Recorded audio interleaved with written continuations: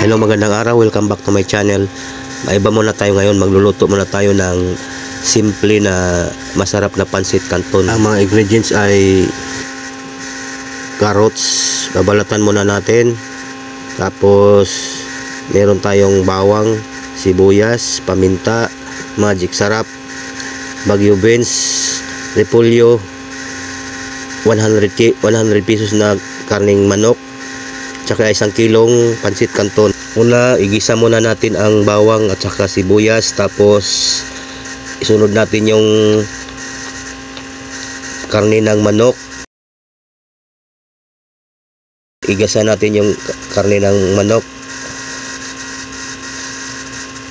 tapos halo-haloin para maprito ng pantay-pantay. Pagkatapos nyan, lagyan natin ng tuyo, haluin uli,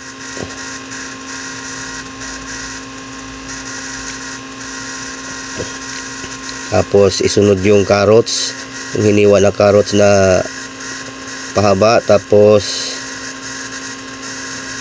gisa natin, haluin uli, tapos yung Baguio beans, igisa natin yung Baguio beans, haluin na naman uli. Pagkatapos isunod na naman natin yung repolyo,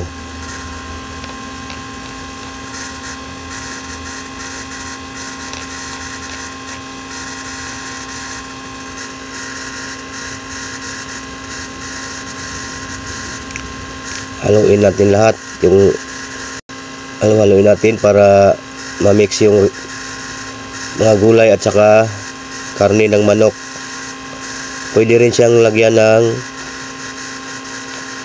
atay ng manok para mas lalong mas masarap, pero para mas matipid kahit wala na yun,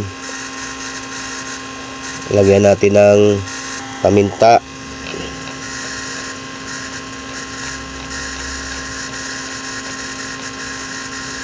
tapos yung isunod na yung canton,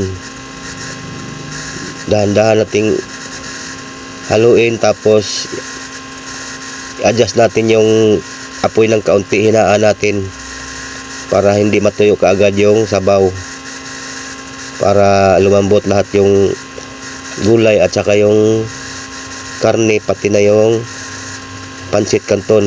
Lagyan uli ng kunting tuyo, dapat kaunti lang ilalagay para hindi aalat, tapos magic sarap. Haluin natin ng dahan-dahan, tapos pag nahalo na at kunti na lang yung sabaw, takpan at ready to serve.